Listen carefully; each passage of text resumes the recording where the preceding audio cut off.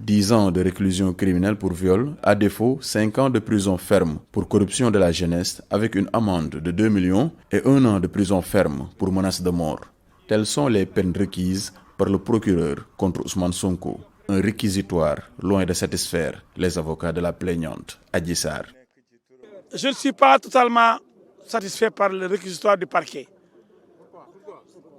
Parce qu'il y a une proposition du parquet qui me paraît un peu insolite. Après avoir bien développé les arguments qui plaident en faveur de condamnation pour viol, le parquet a un peu reculé. Telle n'est pas notre position. Le refus de faire le test ADN, la présence de sperme constatée par le docteur Gaye, le laboratoire, le refus de M. Sonko de répondre aux questions du juge et de faire le test ADN, cela prouve que Sonko est coupable.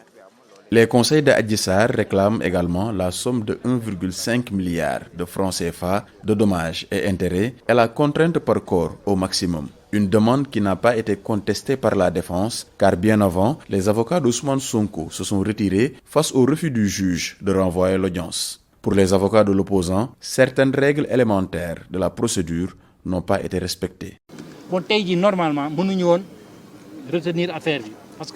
Normalement, l'affaire ne devait pas être retenue car Ousmane Sonko n'a jamais reçu de convocation pour ce procès. Une personne ne peut pas venir répondre au tribunal parce qu'il a entendu à la radio ou lu ça dans les quotidiens. Mais on va répondre en justice parce qu'on a reçu un papier en bonne et due forme qui doit être déchargé. Sonko n'est pas là et son absence ne peut avoir aucune conséquence car ce dossier est vide. Et personne ne peut le condamner pour ça. Parce que la convocation, vous signer.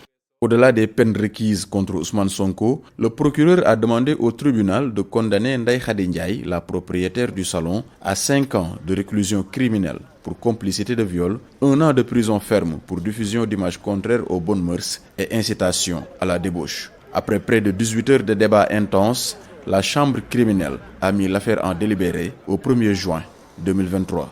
Seydina Abba Gueye pour VOA Afrique, Dakar. Même aujourd'hui se considérer comme étant quelqu'un